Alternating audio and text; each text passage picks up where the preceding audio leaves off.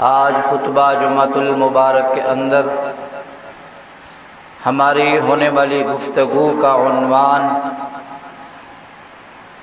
سیدنا علی المرتضیٰ رضی اللہ تعالی عنہ کی سیرت طیبہ، آپ کی سیرت پر چند گزارشات آپ حضرات کے گوش گزار کرنے کی کوشش کروں گا۔ اللہ رب العزت سے دعا ہے کہ وہ مجھے شرح صدر کی اور سننے والوں کو عمل کی توفیق عطا فرمائے۔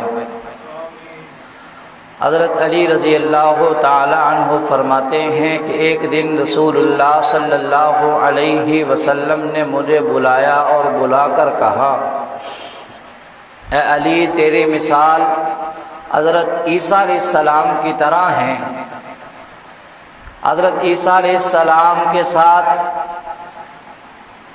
یہودیوں نے دشمنی کی، بغض رکھا اور ان کی والدہ پر بہتان لگایا، اور نصارہ نے سیدنا عیسیٰ علیہ السلام کے ساتھ ایسی محبت کی اور محبت میں مبالغہ کیا اور ان کو ایسے مقام پر پہنچا دیا جو کہ ان کے لیے نہیں تھا۔ یہ ایک حدیث ہے جو آپ حضرات کے سامنے میں نے عرض کی۔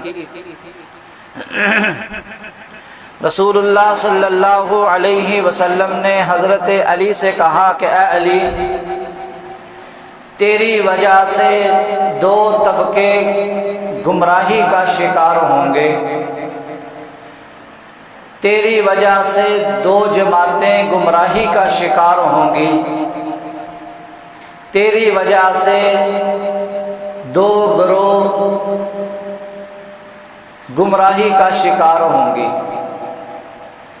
ایک جماعت وہ ہے کہ جو تیرے ساتھ خوب محبت کرے گی اور محبت میں مبالغہ کرے گی اور تجھے ایسے مقام تک پہنچائے گی کہ جو تیرے لیے نہیں ہے، اور دوسرا گروہ وہ ہے، دوسری جماعت وہ ہے کہ جو سرے سے ہی تیرے فضائل کا انکار کرے گی۔ الحمدللہ ہم اہل سنت والجماعت والے ہیں، اور ہمارا حضرت علی رضی اللہ تعالی عنہ کے ساتھ عقیدت مند اور محبت کرنے والوں میں ہم شامل ہیں۔ نہ تو ہم حضرت علی کے ساتھ اتنی زیادہ محبت کرتے ہیں کہ ہم ان کو خدا سمجھیں، ان کو مشکل کشا سمجھیں، حاجت روا سمجھیں، اور نہ ہی ہم نصارہ کی طرح ایسا کریں گے کہ ہم بالکل سرے سے ہی حضرت علی کے فضائل کا انکار کریں گے۔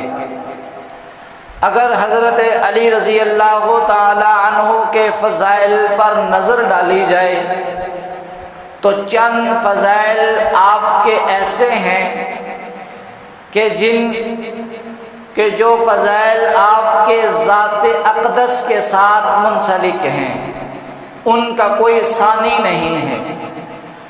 چند ایسے فضائل ہیں کہ جو کسی اور کو وہ فضیلت نہ ملی جو حضرت علی کو فضیلت ملی۔ اور ہمارا اہل سنت والجماعت کا طالب علم اس وقت تک اس کو فراغت کی سند نہیں مل جاتی جب تک وہ ان تمام کتابوں کو، تمام احادیثوں کو، حضرت علی کے فضائل کو نہ پڑھ لے، اور بعد میں پھر غالی کہتے ہیں، ضدی کہتے ہیں کہ ہم لوگ حضرت علی کے فضائل کے منکر ہیں۔ حضرت علی رضی اللہ تعالی عنہ جب ایمان لائے، سارے مسلمان جانتے ہیں، سارے دوست جانتے ہیں کہ چھوٹے بچے تھے، معصوم تھے۔ حضرت علی رضی اللہ تعالیٰ عنہ ابو طالب کے فرزند ارجمند تھے، اور چونکہ ابو طالب کی کثیر العیال اولاد تھی، بہت زیادہ اولاد تھی، تو رسول اللہ صلی اللہ علیہ وسلم نے ابو طالب یعنی کہ اپنے چچا کے بوجھ کو ہلکا کرنے کے لیے حضرت علی کو اپنی کفالت میں لے لیا۔ حضرت علی کی کفالت رسول اللہ صلی اللہ علیہ وسلم نے کی، حضرت علی کی تربیت رسول اللہ صلی اللہ علیہ وسلم نے کی، حضرت علی کی پرورش رسول اللہ صلی اللہ علیہ وسلم کے گھر میں ہوئی۔ جب حضرت علی رضی اللہ تعالی عنہ کی عمر 10 سال ہوئی، آپ علیہ السلام نے اعلان نبوت فرمایا۔ یہ اس بات کی طرف اشارہ ہے کہ جب حضرت علی کی عمر 10 سال ہے تو رسول اللہ صلی اللہ علیہ وسلم کی عمر 40 سال تھی۔ یہاں یہ مسئلہ بھی حل ہوتا ہے، کیونکہ ہر نبی اللہ کے حکم سے 40 سال اپنی عمر پوری کرنے کے بعد اعلان نبوت کرتے ہیں۔ یہ اللہ کا قانون ہے، اللہ کا ضابطہ ہے۔ اس سے یہ چیز معلوم ہوئی کہ جب حضرت علی کی عمر 10 سال تھی تو رسول اللہ صلی اللہ علیہ وسلم کی عمر 40 سال تھی، یعنی کہ آپ حضرت علی سے 30 سال بڑے تھے اور حضرت علی آپ سے 30 سال چھوٹے تھے۔ آپ نے اعلان نبوت فرمایا۔ اعلان نبوت کے بعد آپ علیہ السلام نے ایمان اور اسلام کی دعوت حضرت علی کے سامنے رکھی۔ حضرت علی نے جواب دیا کہ یا رسول اللہ، مجھے آپ کی نبوت کی صداقت دل و جان سے قبول ہے، لیکن میں ایک دفعہ اپنے والد ابو طالب سے پوچھنا چاہتا ہوں۔ رسول اللہ صلی اللہ علیہ وسلم نے فرمایا کہ ٹھیک ہے علی، تو اپنے ابا سے پوچھ لے۔ ایک دن گزرا، دوسرے دن حضرت علی آپ کی خدمت میں حاضر ہوتے ہیں، آپ کی خدمت اقدس میں پیش ہوتے ہیں۔ وہ کہتے ہیں کہ یا رسول اللہ، مجھے کلمہ پڑھاؤ۔ آپ علیہ السلام نے کلمہ پڑھایا اور مشرف اسلام ہوئے۔ 10 سال کی عمر ہے، 10 سال کی عمر میں حضرت علی نے کلمہ پڑھ لیا۔ اس لیے سوال کیا جاتا ہے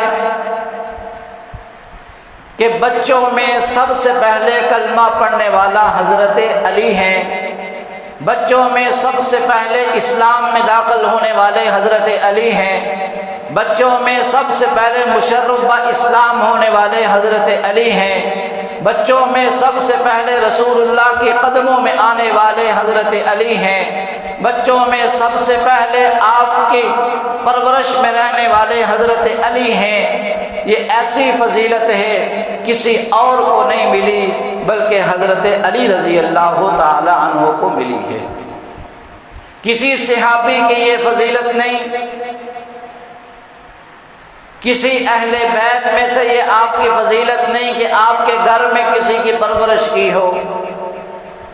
حضرت علی رضی اللہ تعالی عنہ کو یہ اللہ نے مقام عطا کیا ہے کہ رسول اللہ کی زیر سایہ رہ کر، زیر نگرانی رہ کر آپ کی پرورش ہوئی۔ جب حضرت علی نے کہا کہ میں اپنے ابا سے پوچھ کے آتا ہوں، اس کا ایک مطلب تو یہ ہے کہ حضرت علی اتنے چھوٹے تھے کہ اپنا فیصلہ خود نہیں کر سکتے تھے، اور دوسرا اس کا مطلب یہ ہے کہ یہ وجہ بھی ہو سکتی ہے کہ حضرت علی چاہتے ہوں کہ میں اپنے ابا کو ساتھ لے کے آؤں، اپنے ابو کو ساتھ لے کے آؤں، تاکہ ہم دونوں باپ بیٹا اکٹھے ہی آپ علیہ السلام کی قدموں میں حاضر ہو کر اسلام میں داخل ہو جائیں۔ لیکن اللہ کی شان دیکھو، اللہ کی رحمت دیکھو، بیٹا ہے شیر خدا، بیٹا ہے اسد اللہ و اسد الرسول، اللہ کا بھی شعر ہے، اللہ کے رسول کا بھی شعر ہے، اور باپ ایمان کی نعمت سے محروم ہے۔ یہ اللہ کی رحمت ہے، یہ اللہ کی مرضی ہے، اور اللہ کی مرضی اللہ ہی جانتے ہیں۔ حضرت علی رضی اللہ تعالی عنہ کی تمام تر تربیت رسول اللہ صلی اللہ علیہ وسلم نے کی۔ آپ کی ساری پرورش آپ کے گھر میں ہوئی۔ علی کی تربیت رسول اللہ نے کی۔ حضرت علی کی نمازوں میں تربیت حضور نے کی، جہاد میں تربیت حضور نے کی، عبادت میں تربیت حضور نے کی، ریاضت میں تربیت حضور نے کی، شجاعت میں تربیت حضور نے کی، سخاوت میں تربیت حضور نے کی، عقائد میں تربیت حضور نے کی، اخلاق میں تربیت حضور نے کی، اطوار میں تربیت حضور نے کی۔ گویا کہ علی درسگاہ نبوت کا چہکتا ہوا طالب علم، گویا کہ علی درسگاہ نبوت کا ہونہار تربیت یافتہ نوجوان ہے، اور حضرت علی کے ایمان لانے سے بچوں میں تبلیغ کا راستہ کھل گیا۔ جب حضرت علی ایمان لائے، حضرت علی اپنے ہم عمر بچوں کو، یعنی کہ آپ کی عمر 10 سال تھی، تو آپ 10 سال والے بچوں کو حضور کے پاس لے کے آتے کہ یا رسول اللہ اس بچے کو بھی کلمہ پڑھاؤ، اس بچے کو بھی کلمہ پڑھاؤ، یہ میرا دوست ہے، یہ میرا جگری یار ہے، ان کے ساتھ میں کھیلتا ہوں، ان کے ساتھ میں دن میں رہتا ہوں، آپ ان کو بھی کلمہ پڑھا دو۔ جب حضرت علی ایمان لے آئے تو جو ہم عمر ہوتا ہے اس کی بات میں بڑا اثر ہوتا ہے۔ ہم عمر کے ساتھ ایک ایسی لگن ہوتی ہے، 50 سال اگر عمر ہے تو وہ 50 سال والے عمر کی یاری کو پسند کرے گا، 60 سال کے بوڑھے ہیں تو وہ 60 سال کے بوڑھوں کے ساتھ ہی رہنا پسند کریں گے، ان کے ساتھ ہی بیٹھنا پسند کریں گے۔ اگر کوئی بچے ہیں تو وہ بچوں کے ساتھ رہنا زیادہ پسند کرتے ہیں، اگر وہ جوان ہیں تو جوانوں کے ساتھ رہنا زیادہ پسند کرتے ہیں، بوڑھے ہیں تو بوڑھوں کے ساتھ رہنا زیادہ پسند کرتے ہیں۔ اسی لیے جب حضرت علی ایمان لے آئے تو اپنے ہم عمر بچوں کو بھی ساتھ لے کر آتے کہ یا رسول اللہ اس کو بھی کلمہ پڑھا دو۔ بچوں میں سب سے پہلے ایمان لانے والا کون؟ حضرت علی۔ حضرت علی بچوں میں سب سے پہلے کلمہ پڑھنے والے حضرت علی ہیں۔ یہ مقام کسی اور کو نہیں ملا ہے، یہ مقام صرف حضرت علی کو ملا ہے، یہ منصب صرف حضرت علی کو ملا ہے۔ ایک اور واقعہ رسول اللہ صلی اللہ علیہ وسلم کی ہجرت کا واقعہ، یہ بڑا دل سوز واقعہ ہے، انسان کی عقل کو حیران کر دینے والا واقعہ ہے۔ یہ واقعہ جب سنا جاتا ہے، پڑھا جاتا ہے تو دل خون کے آنسو روتا ہے۔ اس واقعہ کے اندر رسول اللہ صلی اللہ علیہ وسلم کے جانثار سیدنا ابوبکر صدیق رضی اللہ تعالی عنہ اور سیدنا علی المرتضی رضی اللہ تعالی عنہ دونوں پیش تھے۔ دونوں نے آپ کی مدد کی، دونوں نے آپ کی خدمت کی۔ واقعہ کچھ یوں ہے کہ جب کفار مکہ نے دیکھا کہ مکہ کے اندر لوگ ایمان لا رہے ہیں، لوگ اسلام میں داخل ہو رہے ہیں، گروہ در گروہ آ رہے ہیں، اسلام سیلاب کی طرح پھیل رہا ہے، اسلام کی روحانی جسمانی شخصیت بڑھ رہی ہے۔ جب کفار مکہ نے دیکھا، وہ کہتے ہیں کہ یہ عجیب بندہ ہے، یہ محمد بڑا عجیب ہے، کہتا ہے ایک خدا کے سامنے اپنے جبین نیاز کو ٹیک دو، تمہارے سارے مسئلے حل ہو جائیں گے۔ یہاں ہمارے پاس 360 خدا ہیں، 360 بت ہیں، وہ کام 360 سے نہیں ہو رہا، یہ کہتا ہے ایک خدا کر دے گا۔ عقل سے بھی پیدل تھے نا، کفار مکہ عقل سے بھی فارغ تھے، کہتے 360 خدا وہ کام نہیں کر رہے، وہاں ایک خدا کیا کام کرے گا؟ رسول اللہ صلی اللہ علیہ وسلم کی ایک ہی صدا تھی، لا الہ الا اللہ۔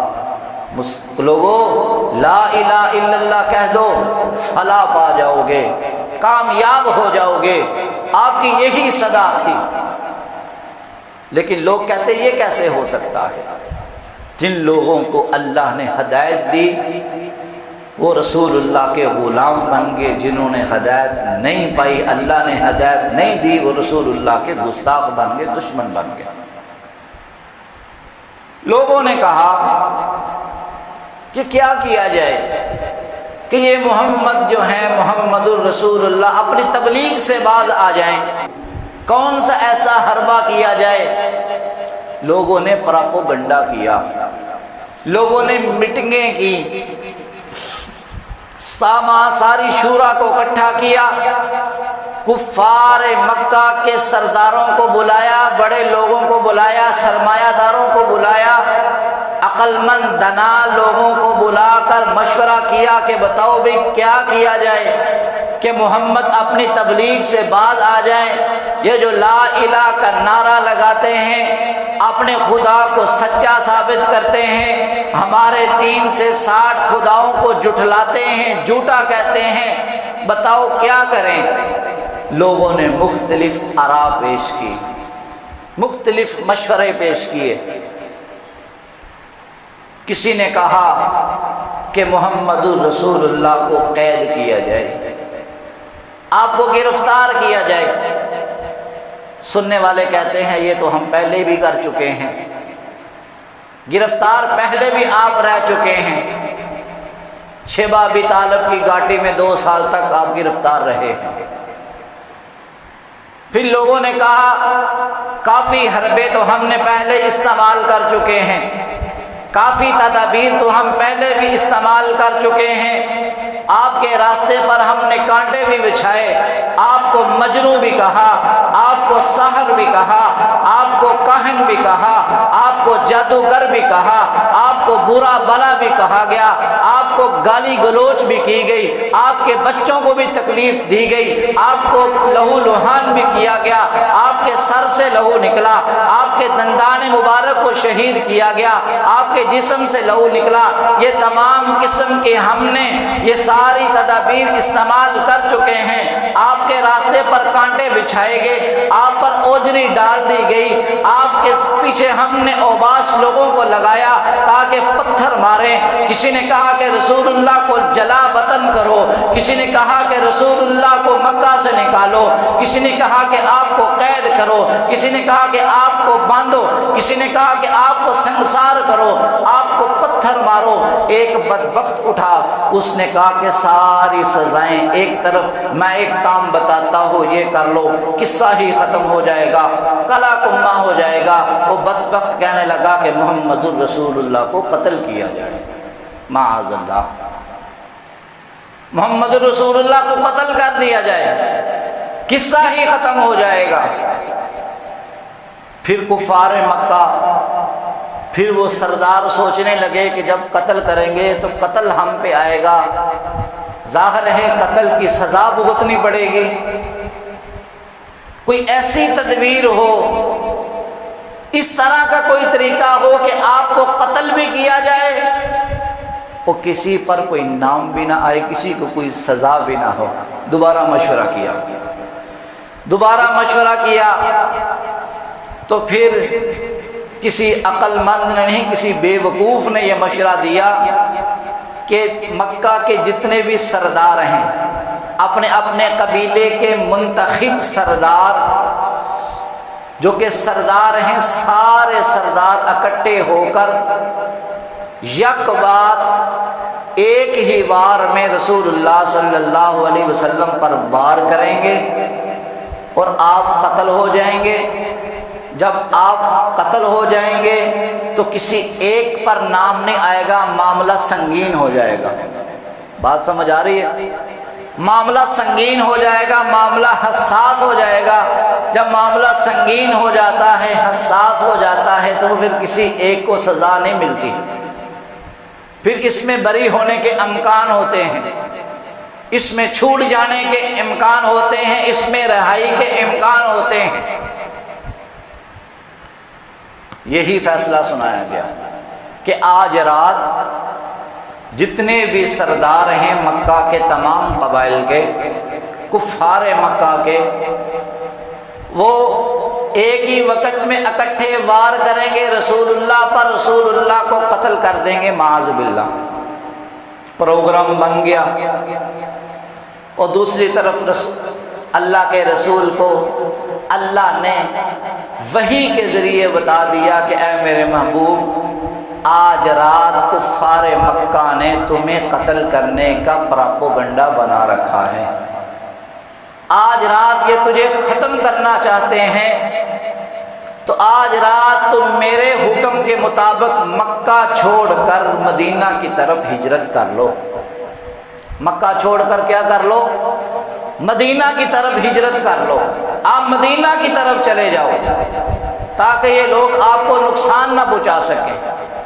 اللہ کا حکم تھا، کفار کو کیا پتا تھا کہ یہ خبر بھی آپ تک پہنچ جائے گی، لیکن نبی ہوتا ہے، نبی کا تعلق ڈائریکٹ اللہ کے ساتھ ہوتا ہے۔ نبی کے پاس جو علم ہوتا ہے وہ علم لدنی ہوتا ہے، وہ اللہ کی طرف سے علم ملتا ہے براہ راست۔ نبی کے پاس نبی وہی کرتا ہے جو نبی کو حکم دیا جاتا ہے وحی کے ذریعے سے۔ پراپوگنڈا بن گیا، رات ہوئی، رات کا اندھیرا چھا گیا، سناٹا ہو گیا۔ رسول اللہ صلی اللہ علیہ وسلم نے حضرت علی کو بلایا۔ کس کو بلایا؟ حضرت علی کو بلایا۔ حضرت علی رضی اللہ تعالیٰ عنہ کو بلایا۔ حضرت علی نے جب آپ کے پاس آئے تو آپ نے کہا کہ یا رسول اللہ، باہر تو کفار نے محاصرہ کیا ہوا ہے، کفار نے آپ کے گھر کو گھیرا ہوا ہے، باہر مشرکین آئے ہیں۔ اللہ کے رسول نے جواب دیا، علی مشرکین تو ابھی آئے ہیں، ہمیں بچانے والا پہلے سے موجود ہے،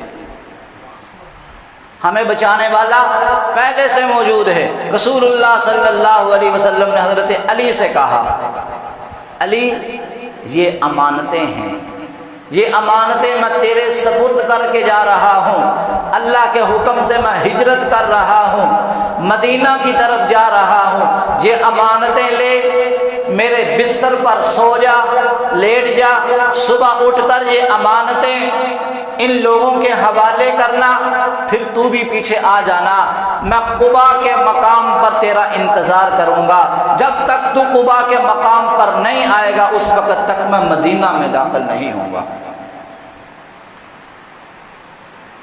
یہ کفار مکہ کی امانتیں ہیں، یہ وہ مسلمان نہیں تھے جن کی امانتیں تھیں، وہ لوگ جو آپ کو قتل کرنا چاہتے تھے، وہ لوگ جو آپ کو ختم کرنا چاہتے تھے، وہ لوگ جو آپ پر وار کرنا چاہتے تھے، ان لوگوں کی امانتیں حضرت علی کے پاس تھیں۔ وہی لوگ جو نقصان پہنچانا چاہتے ہیں، دوسری طرف وہ رسول اللہ صلی اللہ علیہ وسلم کو امانت دار بھی سمجھتے ہیں، دیانت دار بھی سمجھتے ہیں، یہاں سے قتل بھی کر رہے ہیں۔ بے وقوف ہیں یا نہیں ہیں؟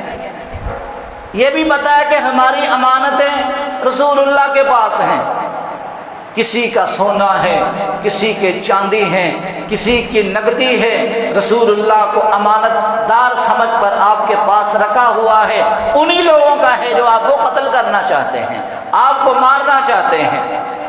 حضرت علی کو امانتیں سپرد کی، فرمایا میرے بستر پر سو جا، صبح اٹھنا، یہ امانتیں لوگوں کے حوالے کرنا جن جن کے ہیں، پھر میرے پیچھے آنا، امانتیں دے کر آنا، جتنی دیر تجھے لگے میں تیرا انتظار کروں گا، جب تک تو نہیں آئے گا میں مدینہ میں داخل نہیں ہوں گا۔ رسول اللہ صلی اللہ علیہ وسلم گھر سے نکلے، حضرت علی بستر پر لیٹ گئے، سرخ رنگ کی چادر تھی، وہ حضرت علی کے اوپر تھی۔ آپ علیہ الصلوۃ والسلام کا بستر ہے، سرخ رنگ کی چادر ہے، حضرت علی سو گئے۔ رسول اللہ صلی اللہ علیہ وسلم نکلتے ہیں، سیدھا صدیق اکبر رضی اللہ تعالی عنہ کے گھر میں جاتے ہیں، دروازے پہ دستک دیتے ہیں، صدیق باہر آتے ہیں، صدیق کو ساتھ لے کر آپ ہجرت کرتے ہیں۔ یہاں دیکھو آپ کے دو جانثار ہیں، آپ کے دو چوکیدار ہیں، آپ کے دو وفادار ہیں، ان دونوں کے اوپر آپ کو اتنا اعتماد ہے، ایک کو لوگوں کی امانتیں سپرد کی اور اپنے بستر پر سلا دیا، اور دوسرے کو ساتھ لے کر مدینہ کی طرف ہجرت شروع کر دی۔ حضرت علی کو پتا ہے بار محاصرہ ہے، حضرت علی کے علم میں ہے، حضرت علی نے خود اپنی آنکھوں سے دیکھا ہے کہ بار گھیراؤ ہے، کفار مکہ نے گھیرا ہوا ہے آپ کے گھر کو، لیکن حضرت علی ساری رات سوئے ہوئے ہیں۔ حضرت علی کو پتا ہے کہ یہ تلواروں کا سایہ ہے، تلواروں کے سائے میں ساری رات سو رہے ہیں۔ کیا وجہ ہے؟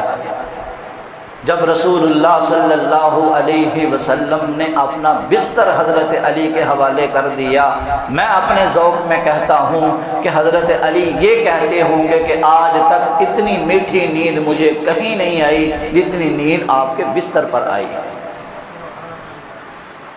یہ تلواریں کیا کر سکتی ہیں؟ اپنے محبوب کا، اپنے آقا کا جو حکم ہے اس کو بجا لایا ہے۔ اپنے محبوب کے حکم کے سامنے یہ تلواریں کچھ نہیں کر سکتی۔ ایک ایمان کا جذبہ تھا، آقا کا حکم تھا، اللہ کا حکم تھا۔ حضرت علی ساری رات سو رہے ہیں، ساری رات کیا کر رہے ہیں؟ سو رہے ہیں۔ سرخ رنگ کی چادر آپ کے اوپر پڑی ہوئی ہے۔ ایک روایت میں آتا ہے کہ لوگ آپ کے گھر کے اندر آئے، حضرت علی کو اٹھایا، جب حضرت علی کو دیکھا نہ پڑے ہوئے تو انہوں نے یہی محسوس کیا کہ رسول اللہ سو رہے ہیں۔ پہلے کسی کو بھیجا دیکھ کے آؤ، وہ دیکھنے والے نے بتایا کہ رسول اللہ اندر ہیں، سو رہے ہیں، کیونکہ حضرت علی اور رسول اللہ صلی اللہ علیہ وسلم کا جسم آپس میں ملتا جلتا تھا، ایک ہی طرح کا جسم تھا دونوں کا، ایک ہی طرح کا تقریباً قد تھا۔ دیکھنے والے نے کہا کہ اللہ کے رسول سو رہے ہیں، لیکن حقیقت میں اللہ کے رسول اندر نہیں تھے۔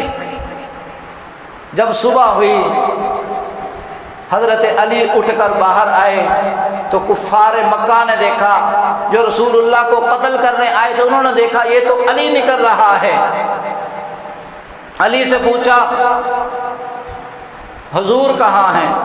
علی نے بتایا کہ مجھے یہاں تک کا تو پتہ ہے، مجھے یہ پتا ہے کہ آپ نے مجھے بلایا، امانتیں سپرد کی، اپنا بستر میرے حوالے کیا، آگے کا مجھے کوئی پتہ نہیں ہے۔ اور واقعی حضرت علی کو کوئی پتہ نہیں تھا، آگے آپ کا کیا پروگرام ہے حضرت علی کو نہیں پتا تھا۔ آپ نے کہاں کہاں سے جانا ہے، کس راستے سے جانا ہے، کہاں ٹھہرنا ہے، آپ کو اس بات کا کوئی علم نہیں تھا۔ حضرت علی نے کہا کہ آگے کا تو مجھے پتا نہیں ہے، یہاں تک کا مجھے پتا ہے۔ سر پکڑ کے بیٹھ گئے، یہ کیا ہوا؟ ہمارا سارا پلان ہی ختم ہو گیا۔ رسول اللہ صلی اللہ علیہ وسلم صدیق اکبر کے ساتھ ہیں، آپ علیہ الصلوۃ والسلام نے لوگوں کی امانتیں علی کے سپرد کی۔ توجہ ہے، ایک بات کہنے لگا ہوں، رسول اللہ صلی اللہ علیہ وسلم نے لوگوں کی امانتیں علی کے سپرد کی، اور اللہ نے اپنی امانت صدیق کے سپرد کی۔ علی حضور کے بستر پر سو رہا ہے اور دوسری جگہ حضور صدیق کی گود میں سو رہے ہیں۔ علی بھی میٹھی نیند سو رہا ہے اور رسول اللہ صلی اللہ علیہ وسلم بھی بے پرواہ ہو کے سو رہے ہیں۔ رسول اللہ صلی اللہ علیہ وسلم کو پتا ہے میرے آگے اور پیچھے میرے جانثار ہیں، میرے با اعتماد لوگ ہیں، نہ مجھے کوئی آگے سے خطرہ ہو سکتا ہے نہ مجھے کوئی پیچھے سے خطرہ ہو سکتا ہے، اسی لیے پیچھے والا بھی میٹھی نیند سو رہا ہے، پیچھے والا بھی آرام سے سو رہا ہے، آگے والا بھی آرام سے سو رہا ہے۔ سیدنا علی المرتضیٰ رضی اللہ تعالی عنہ کی جو فضائل ہیں وہ کچھ انفرادی فضائل ہیں، جو فضیلتیں ہیں ان کی کچھ انفرادی ہیں، اور آپ کو اقضاہم علی کہا گیا کہ آپ امت میں سے سب سے بہترین فیصلہ کرنے والے ہیں، سب سے اچھا فیصلہ کرنے والے ہیں، امت کا سب سے بڑا قاضی اقضاہم علی وہ حضرت علی ہیں۔ حضرت علی رضی اللہ تعالیٰ عنہ کے دربار میں ایک کیس آیا، ایک آدمی نے فوت ہونے سے پہلے اپنے دوست کو بلایا اور اس کو 1000 درہم دیے، اور اس نے کہا ان میں سے جتنے تو چاہے رکھ لینا، باقی میرے بچوں کو دے دینا۔ جب وہ بچے تھوڑے بڑے ہوئے، بندے کا انتقال ہو گیا، اس کے پاس 1000 درہم امانت تھی، اس نے کہا کہ یار کیا کروں؟ مرنے والے نے کہا تھا جتنے تو چاہے رکھ لینا، باقی بچوں کو دے دینا، اس کی تقسیم کیسے کروں؟ تو حضرت علی کے پاس چلا گیا۔ جب حضرت علی کے پاس گیا، سارا قصہ سنایا، حضرت علی کو اس نے بتایا کہ میرے دوست نے مرنے سے پہلے کہا جتنے تو چاہے رکھ لینا، باقی بچوں کو دے دینا۔ حضرت علی نے فرمایا تو پھر تیری کیا رائے ہے؟ وہ بندہ کہتا کہ میں یہ چاہتا ہوں کہ 900 درہم میں رکھوں، 100 درہم بچوں کو دے دوں۔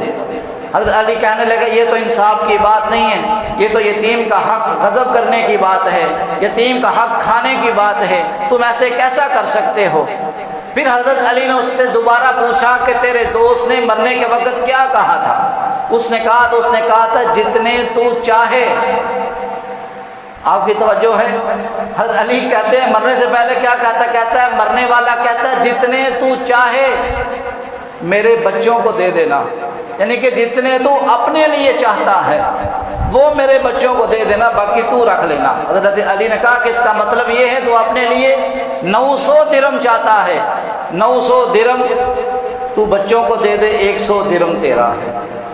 اور آج کل کا جو جج ہو اس طرح کی ذہانت اور اس طرح کی فطانت اور اس طرح کا اس کا ذہن کام ہی نہیں کر سکتا ہے۔ حضرت علی کی حاضر جوابی، حضرت علی کا جواب دینا اعلیٰ مقام کا جواب دینا تھا۔ ایک مرتبہ حضرت علی کے پاس ایک اور اس طرح کا مسئلہ آ گیا۔ ایک آدمی کی 2 بیویاں تھیں، دونوں بیویوں کے ہاں اتفاق کے ساتھ ایک ہی رات میں بچوں کی ولادت ہوئی۔ ایک عورت نے لڑکا پیدا کیا، دوسری نے لڑکی۔ رات کا اندھیرا تھا، وہ بچے مکس ہو گئے۔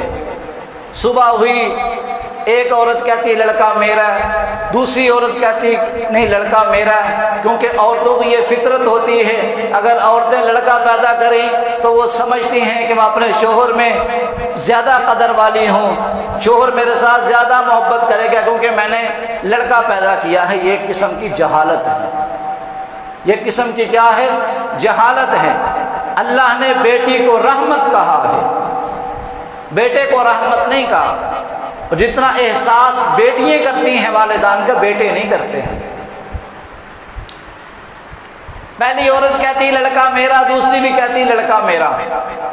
صبح ہوئی، حضرت علی کے دربار میں پیش کیے گئے، شوہر نے سارا واقعہ سنایا۔ رات 2 بچے ہوئے، ایک یہاں لڑکی ایک لڑکا، ایک کہتی لڑکا میرا، دوسری بھی کہتی لڑکا میرا۔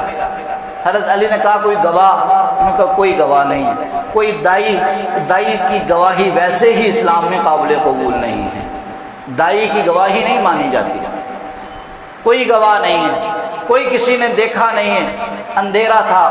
حضرت علی نے کہا پھر اس طرح کرو، دونوں عورتوں کی چھاتیوں سے دودھ نکال کر ایک ہی برتن ہو، ایک قسم کا برتن ہو، سائز بھی ایک ہو، ہم وزن ہو، دونوں عورتوں کے دودھ کو نکال کے لایا جائے، میں ان دودھ کو دیکھ کر آپ کو بتا دوں گا لڑکا کس کا ہے اور لڑکی کس کی ہے۔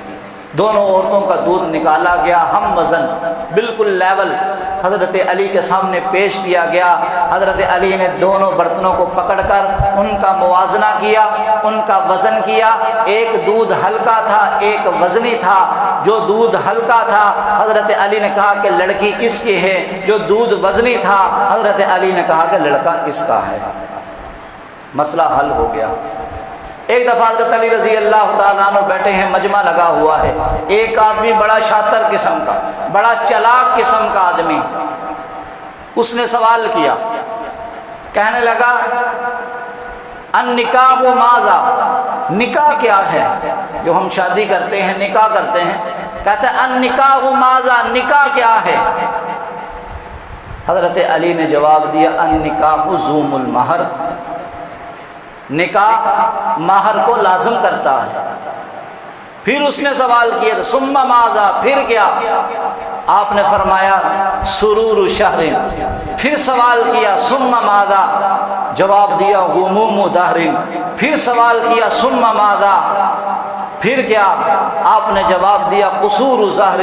پھر اس نے سوال کیا ثم ماذا، آپ نے جواب دیا نزول قبر۔ رب ذوالجلال کی قسم اٹھا کے کہتا ہوں بڑا چلاک آدمی تھا، حضرت علی نے 4 جملوں کے اندر اس کی بولتی بند کر دی، اس کو لاجواب کر دیا، اس کو بے زبان کر دیا۔ وہ بڑا ہوشیار سمجھتا تھا، 4 جملوں کے اندر حضرت علی نے انسان کی ساری زندگی کو بیان کر دیا۔ اس نے بڑی چلاکی کی۔ وہ کہتا ہے النکاح ماذا، نکاح کیا ہے؟ آپ نے کہا زوم المہر، نکاح مہر کو لازم کرتا ہے، یعنی کہ مہر ہوگا، مہر طے ہوگا تو نکاح ہوگا، ورنہ نکاح نہیں ہوگا۔ وہ کہتا ہے پھر کیا؟ ثم ماذا، آپ نے کہا سرور شہر، نکاح کے بعد 1 مہینہ خوشی۔ سرور شہر، 1 مہینہ کیا ہے؟ 1 مہینہ خوشی ہے۔ شادی کرنے والا 1 مہینہ کام پہ نہیں جاتا، نئے نئے کپڑے پہنتا ہے، مختلف قسم کی دعوتیں کھاتا، ہوتا نہیں ہوتا؟ 1 مہینے تک اس کی خوشی ہے۔ حضرت علی کا قول ہے، آپ نے فرمایا سرور شہر، 1 مہینے کی خوشی، غموم دہر، پھر سارے زمانے کا غم، قصور ظہر، پھر کمر کا توڑ، آدمی بوڑھا ہو جاتا ہے، کمر جھک جاتی ہے، کمر ٹیڑھی ہو جاتی ہے، نزول قبر، پھر وہ مر جاتا ہے، قبر تک پہنچ جاتا ہے۔ جب حضرت علی نے اس کو قبر تک پہنچایا تو پھر اس کے بعد اس کے لیے کوئی سوال ہی نہیں بچا تھا، اس کے لیے کوئی جواب ہی نہیں تھا کہ میں کیا کہوں۔ 4 جملوں کے اندر آپ نے انسان کی ساری زندگی کو بیان کر دیا، صرف 4 جملوں کے اندر۔ حضرت علی کی ذہانت، حضرت علی کے فضائل، حضرت علی کے پاس جو علم تھا اس کا کوئی ثانی نہیں تھا، جو فضائل آپ کو ملے اس کا کوئی ثانی نہیں تھا، جو مقام اور منصب آپ کو ملا اس کا کوئی ثانی نہیں ہے، یہ اپنی ذات آپ میں منسلک ہے۔ حضرت علی رضی اللہ تعالی عنہ جب رسول اللہ مدینہ میں پہنچے، آپ نے ہر مہاجر کا ہاتھ پکڑا اور ایک انصاری کے ہاتھ میں دیا، کہا یہ تیرا بھائی ہے، یہ تیرا بھائی ہے۔ سارے انصار پورے ہو گئے، مہاجر پورے ہو گئے، حضرت علی رہ گئے۔ حضرت علی کہتے ہیں میں حیران ہو گیا کہ مجھے میرا ہاتھ اللہ نے کسی انصار کے ہاتھ میں نہیں دیا۔ تو علی کہتے ہیں میں تھوڑا پریشان ہوا، تو آپ علیہ السلام نے کہتے علی تو پریشان کیوں ہو رہا ہے؟ تو میرا بھائی ہے، تو آج دنیا کے اندر بھی میرا بھائی ہے، قیامت کے دن بھی تو میرا بھائی ہوگا، جنت کے اندر بھی تو میرا ہی بھائی ہوگا۔ یہ مقام صرف حضرت علی کو ملا ہے، پرورش صرف حضرت علی کی پرورش حضور کے گھر میں ہوئی ہے، حضرت علی کی شادی بھی حضور کے گھر میں ہوئی ہے، حضرت علی کا آنا جانا بھی حضور کے گھر میں تھا، حضرت علی کا لین دین بھی حضور کے گھر میں تھا۔ کام کس کو ملا ہے؟ حضرت علی کو ملا ہے۔ اللہ سے دعا کرتے ہیں کہ اللہ ہمیں صحابہ اکرام والی زندگی نصیب کرے۔ وما علینا الا البلاغ۔